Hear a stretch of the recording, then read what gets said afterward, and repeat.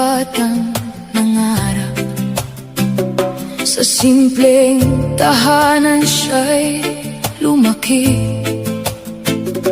Walang yaman na may pagmamalaki, ngunit pag-asa'y sagana sa kanyang tabi.